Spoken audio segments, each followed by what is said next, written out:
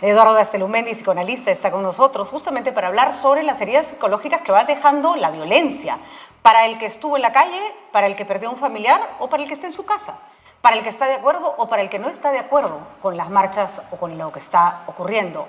A todos nos afecta, a todos. Eduardo, ¿cómo estás? Gracias por estar con nosotros. Bienvenido. Patricia. Bueno, Eduardo, qué difícil momento, porque no sé si lo peor que nos puede ocurrir como sociedad y como individuos es que terminamos acostumbrándonos a la exposición y a la convivencia con la violencia. Y si vemos desde el primer día que arrancaron estos episodios de violencia concretos, digamos, hasta hoy han pasado 2 meses y pasamos de lamentar 2 muertos a 60 sin que cambiara absolutamente nada. Comencemos por ahí, por tu pregunta, ¿no? No sé si es lo peor que puede pasarnos acostumbrarnos. Acostumbrarnos es necesario para la salud de cada uno. Si no nos acostumbramos, entre comillas, ¿no?, hasta un cierto grado frente a lo que está pasando, cada día sería un día terrible, peor que el otro, como lo son. Pero el acostumbramiento es una manera de ir nuevamente, comillas, para normalizando la situación. Normalizando para uno, para que las entrañas no se hieran, para poder seguir pensando, para poder seguir trabajando. En ese sentido nos protege. Pero este acostumbramiento al mismo tiempo hace con que perdamos de vista la conexión con lo que sucede. En ese sentido es que nos hace daño. Nos alejamos un poco, es casi como que fuera ajeno, uno no se mete más y entonces ahí sucede, yo hago mis cosas, estoy más o menos bien, que el Perú se vaya desangrando. En ese sentido sí es terrible. Y es curioso porque además esta desconexión es también una manera como de preservarte egoístamente, ¿no es cierto? Yo veo más personas, no más, pero veo gente más conmovida por lo que ha pasado en Turquía, que es terrible, pero no lo conmueve necesariamente lo que está pasando afuera de su casa. Es decir, hay como una capacidad para conmovernos selectiva, con ¿no? Algo nuevo, ¿no? Lo que llama la atención, lo que distrae. ¿Qué sucede también? Y me imagino que iremos entrando a la complejidad de la situación del país, ¿no?, que es tan compleja realmente, tan complejo todo lo que sucede. Y nos toca a todos, nos toca por diferentes lados a todos. Desde la angustia, la sensación de un riesgo muy alto, hasta el desprecio, que es algo de lo que ojalá podamos hablar más adelante. Por favor, me encantaría. El sentimiento de desprecio, que es, creo que uno de los motores que mantienen, que mantiene la llama viva del dolor en el país, ¿no?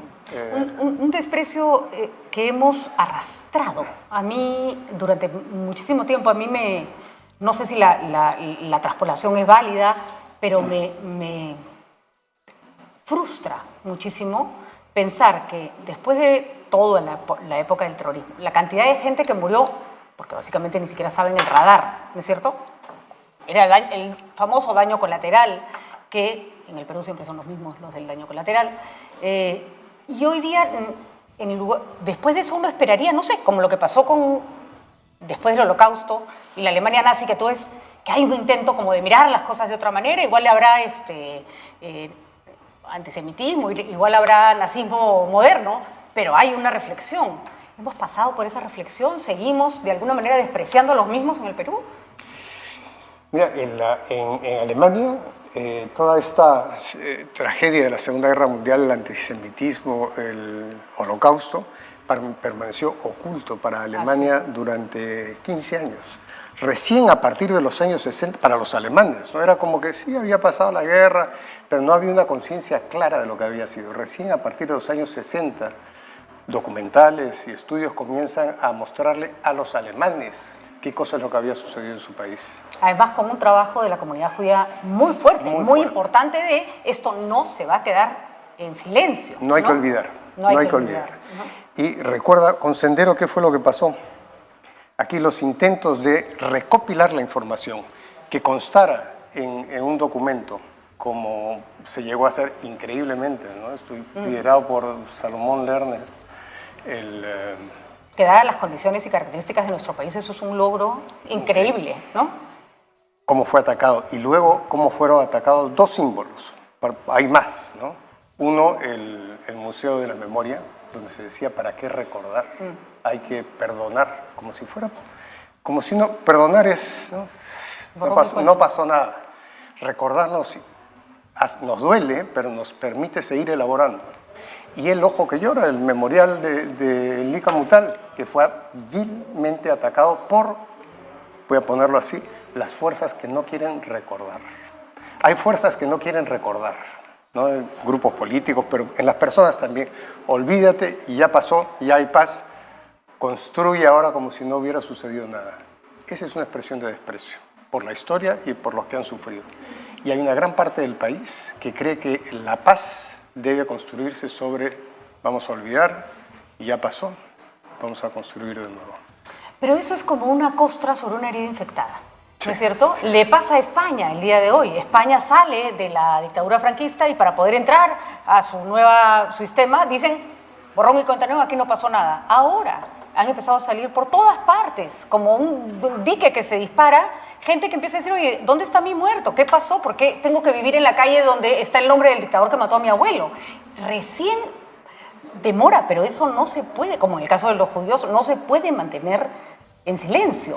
El problema es algo de esta furia que vemos en las calles, que tiene que ver con furia, dolor, ¿no? Tiene que ver con eso, tiene que ver con otra vez no voy a ser yo. De todas maneras, ¿no? de todas, mira, los judíos en ese, y en otros sentidos, pero en ese sentido han sido unos maestros, desde mi punto de vista, el mantener constantemente la memoria. Mucha gente dice que pesados otra vez con la misma historia, luego tratan de atacar el tema del holocausto. No, es mantenerlo vivo. Los museos, la visita a los museos. Vas a Berlín, tienes que visitar el Museo del Holocausto. Y además con una visión no de denuncia racional, emocional, ¿no? Pero, salir de un museo Pero Patricia, ¿cuál es? Es la cosa más que remueve como ser humano, ¿no? Pero ¿cuál es la idea abajo de esto, no? Que el museo es la presentación de lo que sucedió con imágenes que te transportan al momento para no olvidar. No hay que olvidar, ¿no? Y no hay que olvidar aunque duela, porque ese es un respeto a lo que está sucediendo, a lo que ha sucedido, y nos permite cambiar hacia adelante a partir de lo que ha sucedido. Lo que me dices que sucede en España ahora. ¿No? Nos hemos olvidado, vamos aquí, vamos a armar todo de nuevo y de pronto comienzan a salir una serie de señales de que hay un olvido, porque es natural para el ser humano. Aquí estamos haciendo, mira, hay algunas cosas que no son naturales para el ser humano que tenemos que lograr hacer. Por ejemplo, la violencia es natural en los seres, en los animales, la agresión, digamos, ¿no? Lo que no es natural es la tortura, no es natural el hacer de lado a algunos animales unos a otros porque están enfermos, porque son de otra especie, etcétera, o te lo comes. Pero el desprecio no es un impulso natural del ser humano, es un impulso que nace con la civilización, hace mucho tiempo. ¿No? Hemos despreciado a los bárbaros, hemos despreciado a los que tienen otro color de piel. Es una manera de ejercer poder, ¿no es cierto? Es denigrar al otro para sentirte superior, ¿no? Para poder hacer con él lo que quieras, además, se arman, ¿no?, los ¿no? estamentos sociales, ¿no? Y esto existe acá muchísimo. Aquí hay estamentos sociales y el tema es, mira hacia dónde quisiera llegar con nuestra exposición, si es posible, a la posibilidad de dialogar. O sea, el diálogo es lo que podría, pienso en este momento, facilitar, promover una de las vías principales para el desarrollo que necesitamos. Pero el diálogo no es... el diálogo es un juego que tiene que ser como Townsend, que tantas veces repite, tiene esta capacidad docente increíble. El diálogo tiene que ser de suma uno. No es yo contra ti, y yo anulo tu argumento y tú anulas el mío y quedamos en cero. Eso no es diálogo. Uno tiene que dialogar para estar dispuesto a llegar a una posición nueva. Así es. Para eso uno tiene que reconocer en su contrincante, vamos a decir, un semejante. en sociedades tan estratificadas como la nuestra, los que están en las posiciones más altas, más privilegiadas, miran de arriba hacia abajo. Y el que está abajo mira con mucha rabia, mucho temor y muchas ganas de destruir de abajo hacia arriba. Porque esta vertiente, que la vemos, ¿no? Ya vemos, claro, la vemos sí. en todas partes. En todas partes, todos los días, en las cosas más cotidianas, ¿no? Lima hacia las provincias, unos barrios con otros, los blancos hacia las personas de color más oscuro o de educación, las preguntas de qué colegio vienes. El no poder entrar a una playa, el que te revisen a ti la cartera y al otro no, todo el día, todo el día. ¿No es cierto? Entonces ahí las personas que son, diría denigradas, pero la palabra denigrada tiene una connotación también compleja, ¿no? Es como poner al negro en el lugar del despreciado, ¿no? Eso es curioso también. ¿Verdad? Pero no me había puesto a pensar en esa en realidad se habla de lo sí. negro, pero entre lo negro y el negro no hay mucha diferencia, ¿no? Entonces nuestro lenguaje mismo es peyorativo en ese sentido, ¿no? Entonces las personas que usan el lenguaje con más libertad, todas las palabras a su disposición, no tienen problema. Los que están en grupos inferiores, llamémoslas castas sociales o grupos sociales o situaciones de menos privilegios, son muy sensibles a todo esto. Entonces hay una sensibilidad que desde aquí no se percibe, y esta sensibilidad exacerbada por lo que se siente un desdén, un desprecio. No hay peor sentimiento que sentirse despreciado. Y genera además una respuesta que no va a ser ni racional ni adecuada, porque el tratamiento que uno está recibiendo no es adecuado, ¿no? Es curioso cómo se esperan respuestas cuerdas, ¿no? Ecuánimes a una población a la que no se le está tratando de esa manera, ¿no? No es un juego parejo. Así es. Y yo pienso, a ver, ayúdame Eduardo a entender, creo que estamos muy cerca de la pandemia como para entender qué pasó, ¿no es cierto? ¿Cuánto de la pandemia nos pasó finalmente? Pero sí creo que algo cambia la pandemia en el mundo en general, porque hay una bronca en el individuo, en el ciudadano, que de pronto no se manifestaba con tanta libertad, ¿no? Vemos que las personas hoy protestan y protestan muy fuerte en distintas partes del mundo.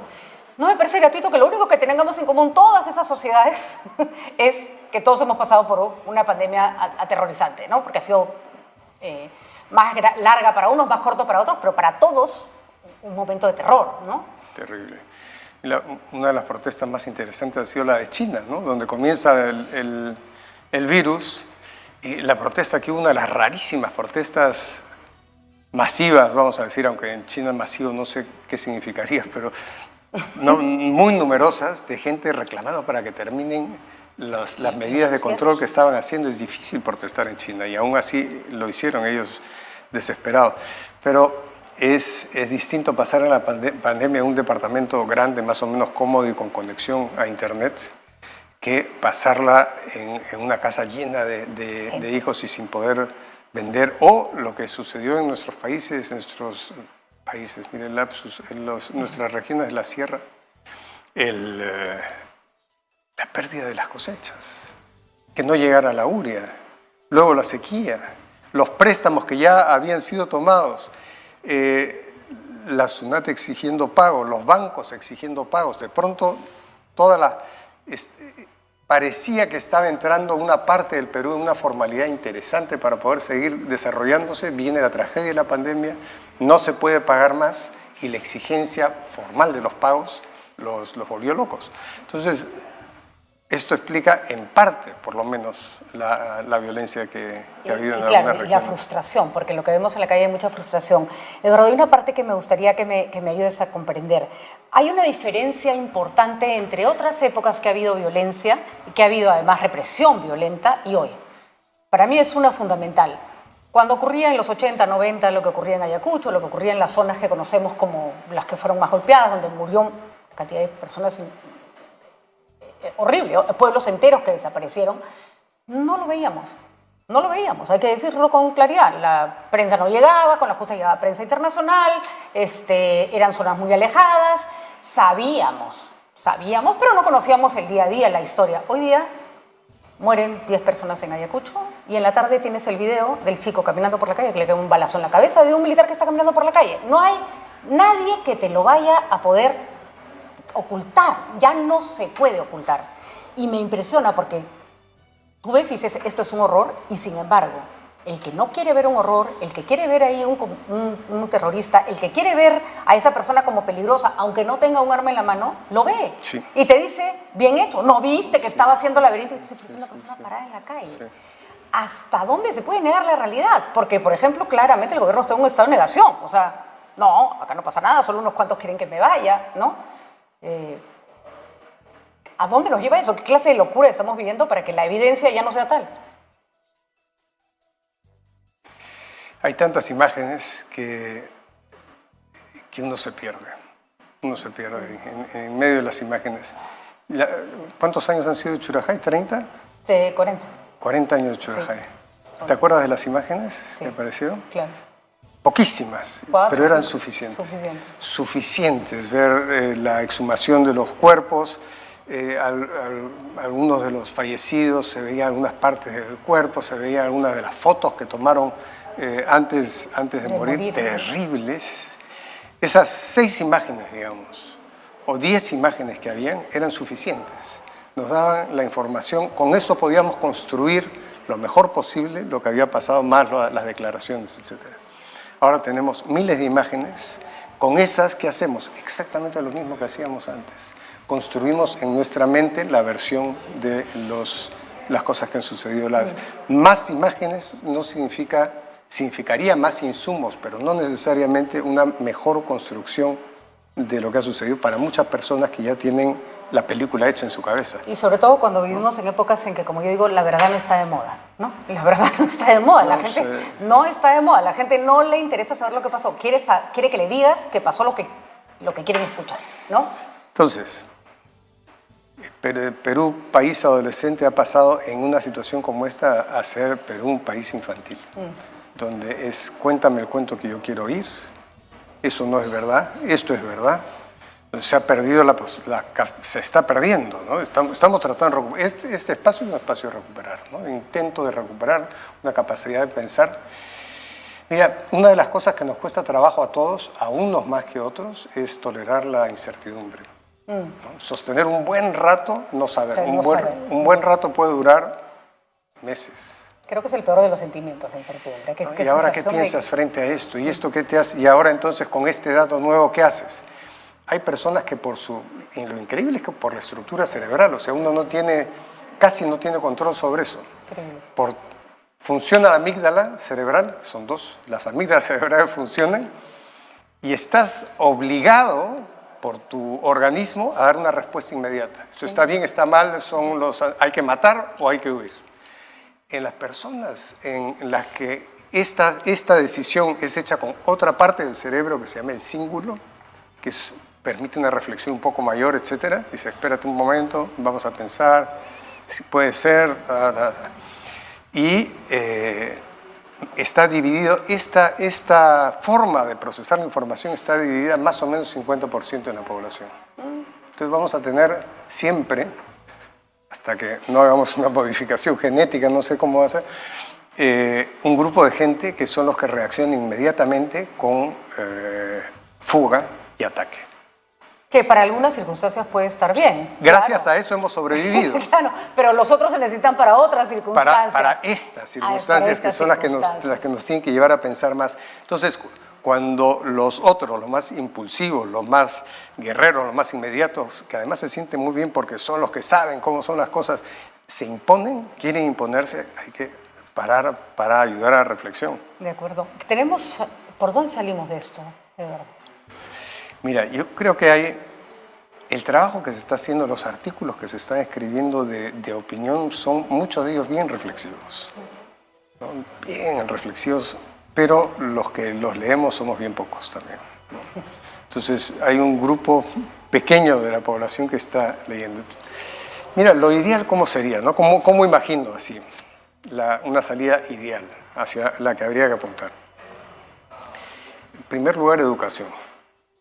Educación. Pero educación no es datos e información, no es como se miden las pruebas PISA. Hoy menos que nunca, además, ¿no? ¿Para qué? Si igual lo encuentran todo en Internet, esa educación... Educación es la capacidad de ir, hay que ir educando para reconocer la alteridad, lo otro, lo ajeno, ¿no? Lo ajeno, lo otro. Pero esto tiene que ser hecho en colegios de Lima, más exclusivos, etcétera, más ricos, más pitucos, y en colegios rurales. Aquí, mira, se trataron de hacer en algunos gobiernos colegios, ¿no? Se hicieron unos colegitos medio frágiles. Castillo era maestro, o sea, el lugar de los profesores, el expresidente es maestro, mejor dicho. Entonces, hay un lugar para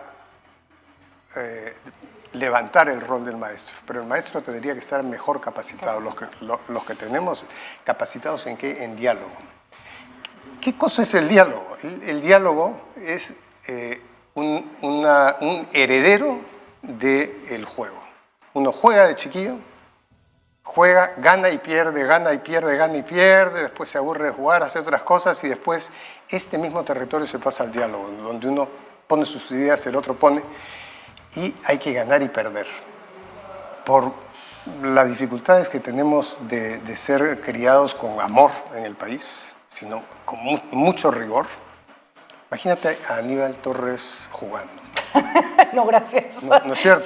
Se lleva tu pelota de todas maneras. No es cierto. Entonces, si alguien está acostumbrado desde chiquillo a llevarse la pelota, nunca va a aprender a dialogar. Va a ser el matón que se lleva la pelota. En el caso de Aníbal Torres, no sé cómo será su matonería verbal. No es muy inteligente, muy rápido, pero diálogo, cero. Isaac Humala, Antauro Humala, cero capacidad de diálogo. Cerrón tendría, tiene como un matiz que permitiría dialogar, pero está... Claro, lo gana. La ideología le dio una especie de identidad. ¿Quién sabe cómo madurar? Cerrón hubiera sido interesante, mira, pero ahorita le faltarán pues 10 años, ojalá, para que pueda integrar otras realidades.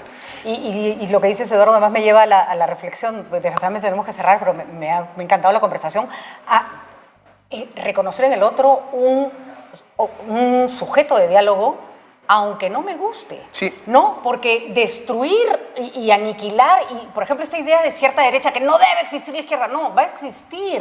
Preocúpate de que exista la mejor izquierda y viceversa, ¿no? Pero hay una suerte como de demonización del otro. Esa chica, la congresista Sigrid Bazán, a mí lo que le están haciendo me parece impensable. Eso es casi ya llega a niveles de tortura. Esa chica está siendo sometida a un nivel de presión y de destrucción cuando es un sujeto de diálogo con el que puedes estar de acuerdo, ¿no? Sí, efectivamente sería un excelente entrenamiento dialogar con Sigrid Bazán, ¿no? Entonces, preguntabas, las oportunidades de transformar una confrontación en un diálogo, eso sería buenísimo. Voy a abreviar entonces. Educación, del tipo que estamos hablando, que los gobiernos regionales, mal armada como está la regionalización, pero que los gobiernos regionales se hagan responsables por lo que está pasando en sus regiones, en vez de pasarle todo a la capital. O sea, se den cuenta, mira, aquí fallamos, no lo hemos podido hacer aquí. Es decir, que haya control y rendir cuentas a su gente en cada una de las regiones. Se han lavado las manos bastante. Recién ahora están promoviendo algo de diálogo, pero se replicó lo peor, ¿no? Esto entonces, en los gobiernos regionales, ya que están armados, que haya una especie de rendición de cuentas y una actitud más democrática. La actitud democrática se pierde, ¿no? En las regiones también. Mucho. Es como que se repite rápidamente el autoritarismo.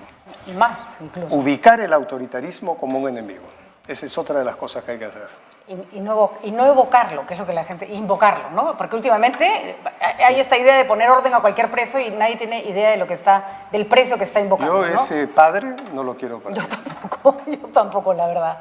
Muchísimas gracias, Eduardo. La verdad que muy interesante conversación. La voy a promover para que sea escuchada en todas las redes sociales, porque creo que son conversaciones que necesitamos escuchar. Gracias, de verdad. Patricia. Cuando Eduardo quieras. Gastelumens, él ha estado con nosotros, psicoanalista, justamente analizando este país que está en el diván, hay que decirlo, por lo menos lo tenemos que poner un rato en el diván, a ver si las cosas se calman un poquito.